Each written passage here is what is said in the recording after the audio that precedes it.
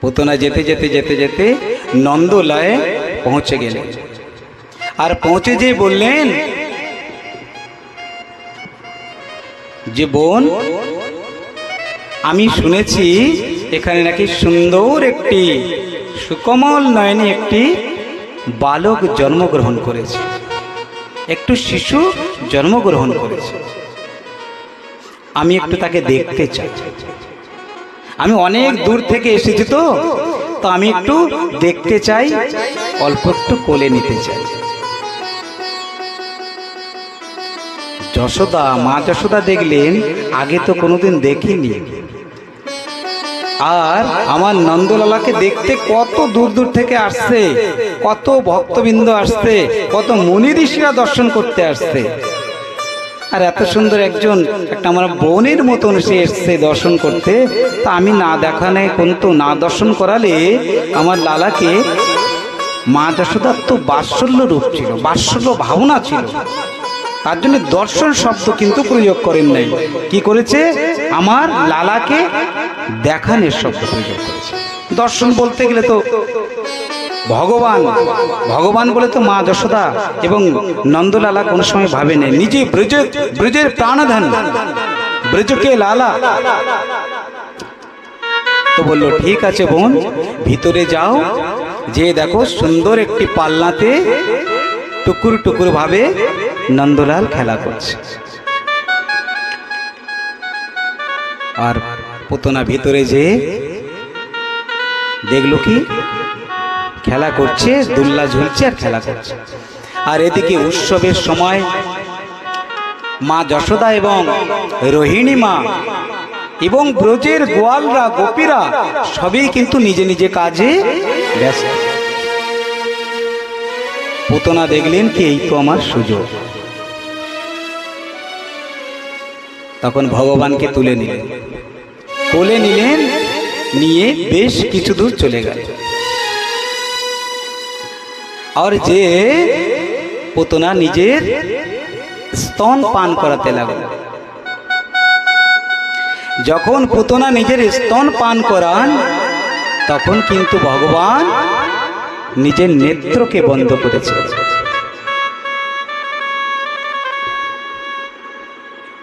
এখানে সুখদেব মহারাজের দ্বারে রাজা পরীক্ষিত জিজ্ঞেস করলেন, হে মুনিবর,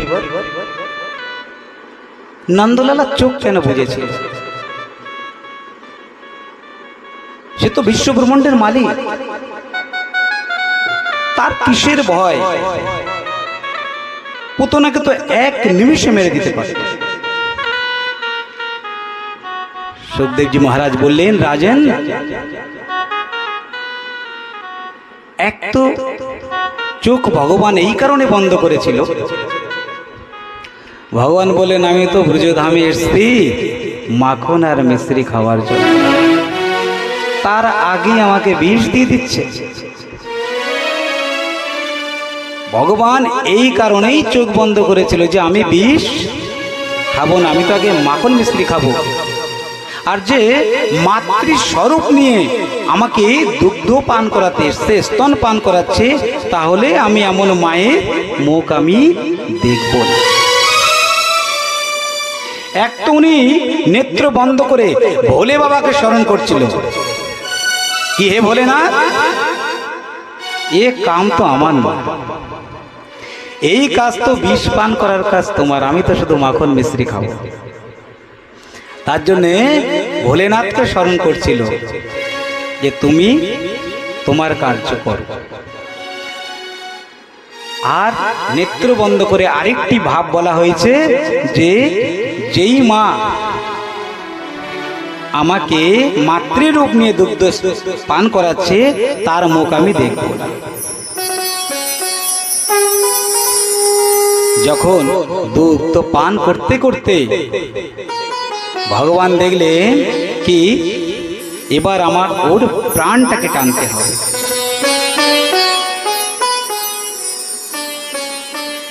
নন্দলালা যখন পুতনার প্রাণ টানতে শুরু করলো, তখন পুতনা মৌসি দেখলো কি আমি আর নিজের এই রূপে থাকতে পারছি না, তখন পুতনা নিজের রূপে চলে আসে।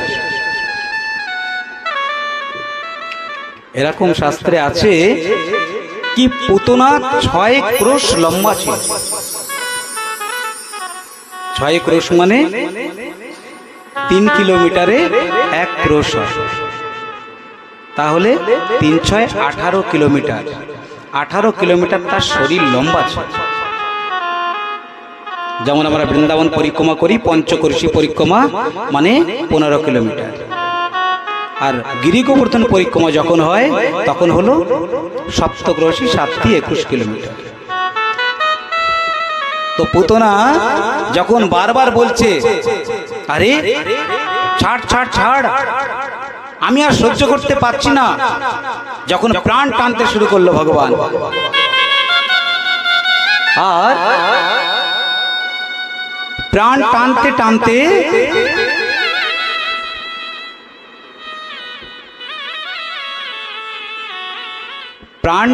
টানতে পুতনাকে ভগবান যখন প্রাণ টানতে শুরু করলেন, টানতে টানতে টানতে টানতে এমন জোরে প্রাণ টানলো কি পুতনা সেই জায়গায় নিজের প্রাণ ত্যাগ করে দিল।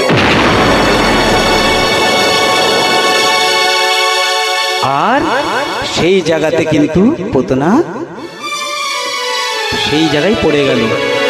আর বলা হয়েছে পুতনার শরীর যে 18 কিলোমিটার লম্বা, তার ভিতরে যত বৃক্ষ ছিল কাঁচা এবং যে শুকনো বৃক্ষ ছিল, সেই বৃক্ষ সব ভেঙে পড়ল, সেই বৃক্ষের উপরে শুয়ে পড়ল। এদিকে নন্দালয়ে যখন কোনো গোয়াল দেখে এসে খবর দিল, আরে তোমরা কি করছো, আমাদের নন্দলালা তো ওখানে পুতনা রাক্ষসীর বুকের উপরে বসে বসে টুকুর টুকুর করে খেলা করছে।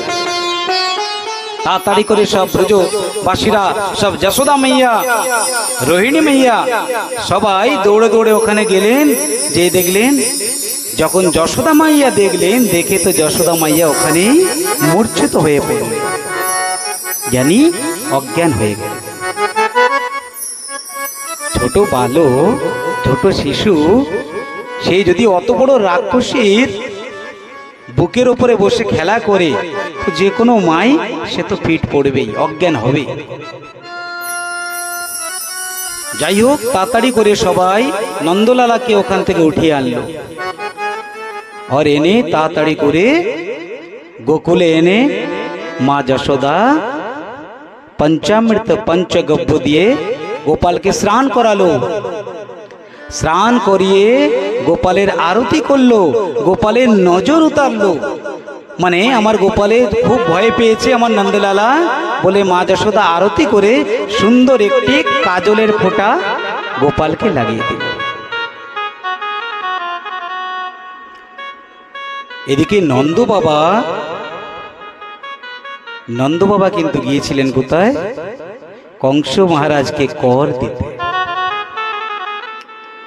তখন কংস এত অত্যাচারী ছিল এবং তখনের সময় নিয়ম ছিল কি কর দিতে হবে। আমরা যেটা এখনের সময় ট্যাক্স বলি কিংবা খাজনাও বলি, তদ্রূপ তখনকার যে রাজা ছিল, এখনে আমরা তাদেরকে আমরা রাষ্ট্রপতি মানি।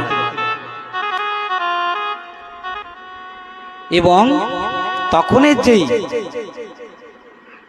প্রধান সেনা ছিলেন, যেই প্রধান সেনার কাছ থেকে রাজা সবসময় বিচার পরামর্শ করতেন, তাকে এখন আমরা প্রধানমন্ত্রী বলে থাকি। এবং তখনই যে একটি ক্ষেত্রকে নিয়ে বিশেষ করে যে সবাইকে পরামর্শ দিতেন, এখনই মনে করেন আমরা সেটাকে একটা রাজ্য বলি, একটি দেশ নয়, একটি রাজ্য বলি। যেমন এখনের সময় যেটা কয়েকটি পঞ্চায়েত নিয়ে হয়, সেটা এখনের সময় মনে করেন আমাদের দেশ নয়, আমাদের কয়েকটি জেলা নিয়ে যেটা আমাদের হলো, যেরকম উড়িষ্যা, ভারতবর্ষের ভিতরে উড়িষ্যা আছে, বাংলাদেশ আছে, উড়িষ্যা আছে, পশ্চিম বাংলা আছে, ঝাড়খণ্ড আছে, বিহার আছে, এবং কয়েকটি রাজ্য নিয়ে যেই দেশ, তদ্রূপ তখনই এই ভাষাই জানা যেত, আর এখন আমরা এই নামে আমরা চিনি তাদেরকে। উনি কর দিয়ে যখন আসলেন নন্দ বাবা, আর সবাই যখন এই গোপী গোয়ালরা যখন এই কথাগুলো সব বর্ণনা করে বলল, তখন নন্দরাজা নিজের মাথায় হাত দিলেন যে আমার নন্দলালা অনেক বড় বিপদ থেকে উদ্ধার পেল। এবার সব গোয়ালরা এসে বলল, বাবা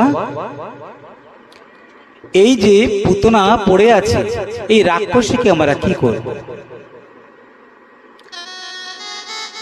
তখন নন্দ বাবা আদেশ করল, এই রাক্ষসীকে যত শুকনো বৃক্ষ আছে সব দিয়ে রাক্ষসীকে এখানেই অন্তিম সংস্কার করে দেওয়া হয়।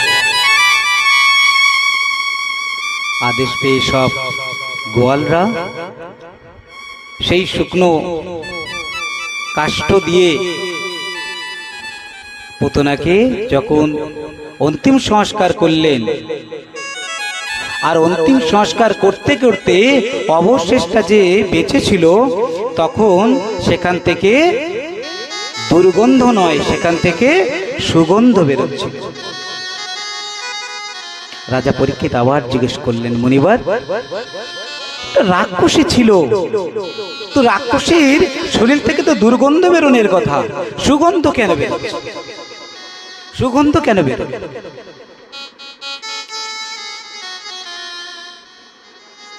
ভগবান বললেন যে পুতনা রাক্ষসী হতে পারে।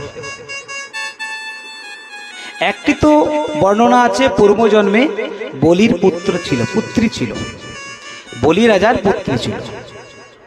যখন ভগবান বামন রূপ ধরে গেলেন, তখন বলির পুত্রী ওর কিন্তু মনে হয়েছিল কি আমি এই বটুক, এত সুন্দর ব্রাহ্মণ, এই বটুক ভগবান যদি আমার সন্তান হতো তাহলে আমি একে খুব আদর করতাম, স্তন পান করাতাম। তো ভগবান কিন্তু একটি তার মনোবাঞ্ছা এইভাবে পূর্ণ করল। আর একটি, যখন রাজা বলির ধারে 3 পগ ভূমি চাইল, তখন রাজা বলি কিন্তু 1 পা ভূমি দিল। কোনটা? আমাদের এই ধরতি মাকে। তো তখন বটুক ব্রাহ্মণ উনি 1 পা ভূমিতে কিন্তু পুরো আমাদের পৃথিবী মেপে নিয়েছিলেন, আর 1 পাতে বামনদেব ভগবান স্বর্গকে মেপে নিয়েছিলেন, আর 1 পা উনি 3 পা উনি বলছে আর 1টা পা আমি রাখবো কোথায়? তখন বলি মহারাজ বলেছিল যে আমার আর 1 পা তোমার রাখতে হবে, ভগবান ব্রাহ্মণদেব আমার মাথায় রাখো। তো যখন দেখলো কি বৃহৎ রূপ করেছিলেন, তখন কিন্তু বলিরাজার পুত্রী উনি ভেবেছিলেন কি এই ছল করে আমার বাবার ধারদের সবকিছু নিয়ে নিল, আর আমু একে মারবো ছলের দ্বার। তো ভগবান পুতনার সেই ইচ্ছাটি পূরণ করল, মায়ের স্তন পান করল, আর ওই যে ছল করে মারবে তো ছল করেই মারবে। তার জন্য ভক্ত যেভাবেই ভগবানকে নিজের মনের বাঞ্ছা করে, ভগবান যে কোনো রূপে কিন্তু তার সেই বাঞ্ছা পূর্ণ করে। তো পুতনা রাক্ষসীর শরীর থেকে বিভিন্ন ওই ধোঁয়া থেকে সুগন্ধ বেরোচ্ছিল, আর ভগবান বললেন কি সুগন্ধ এই কারণে বেরোচ্ছিল কি পুতনাকে আমার যেই বড় বড় মহাপুরুষদের সদ্গতি হয়, যেই সব মহাপুরুষরা যুগ যুগ ধরে তপস্যা করলো, যাদের অন্তিম সংস্কারে যেই গতি আমি প্রাপ্ত করি, সেই গতি আমি এই পুতনাকেও দিলাম।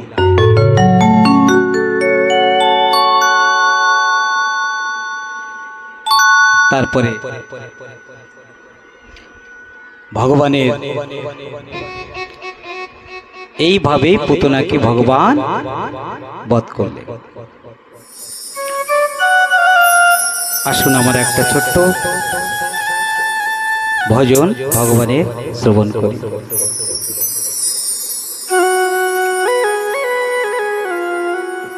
রাধে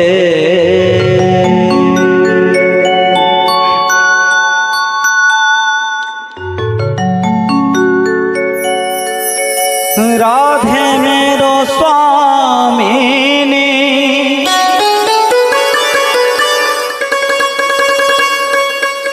और मैं राधे खुदा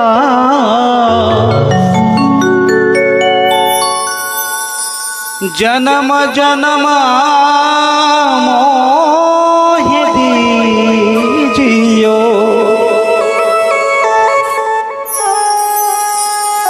श्री वृंदावन को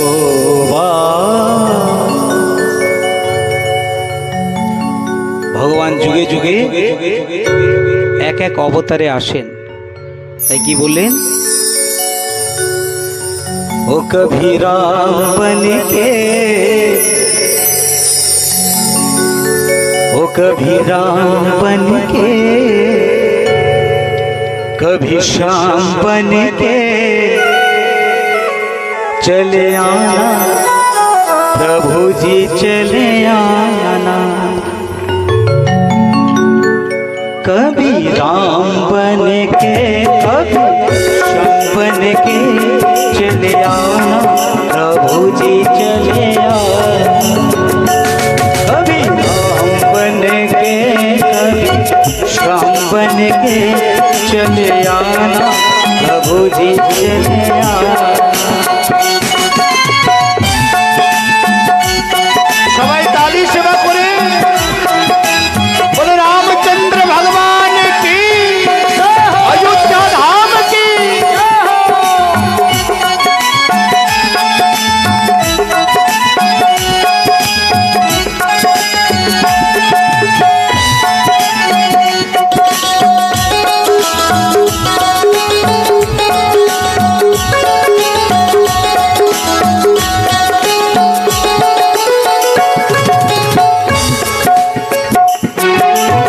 श्याम रूप में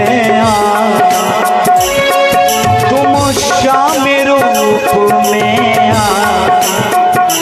राधा साथ लेके मुरली हाथ लेके चले आना प्रभु जी चले आना कभी हम बन के कभी श्याम बन के चले आना प्रभु जी चले आना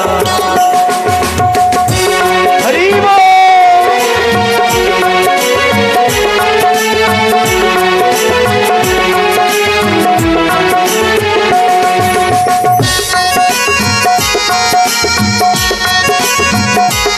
बोले जगन्नाथ बलदेव सुभद्रा जो की जगन्नाथ बलदेव सुभद्रा जो प्रकट उत्सव की পিছনে একটু হাত তুলে বাবা জয় জয়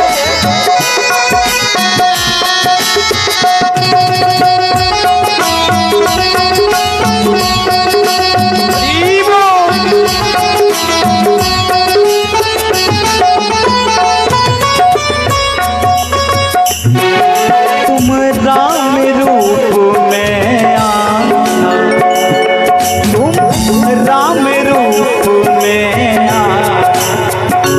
सीता साथ लेके धनुष हाथ लेके चले आना प्रभु जी चले आना ओ कभी राम बन के श्याम बन के चले आना प्रभु जी चले आना कभी राम बन के कभी श्याम बन के चले आना प्रभु जी चले आना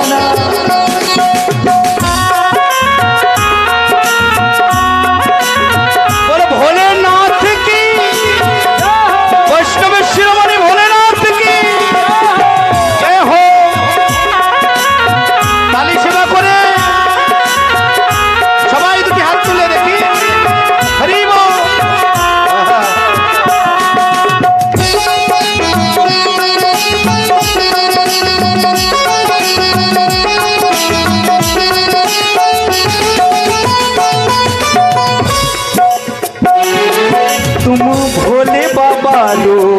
में आए, तुम शंकर रूप में आए।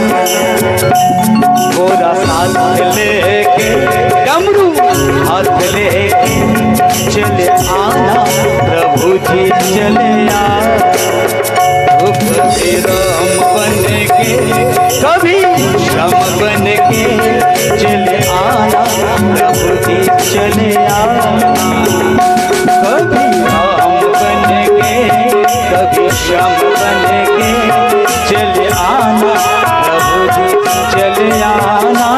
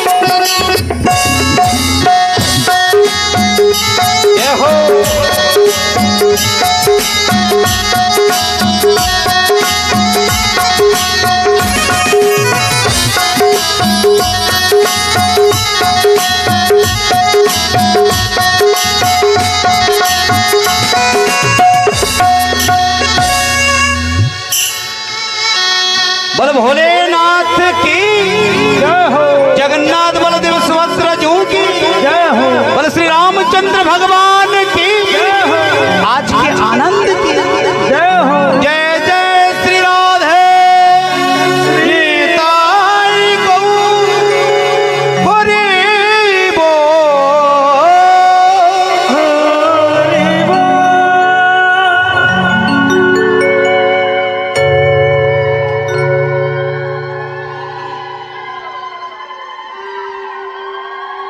এরপরে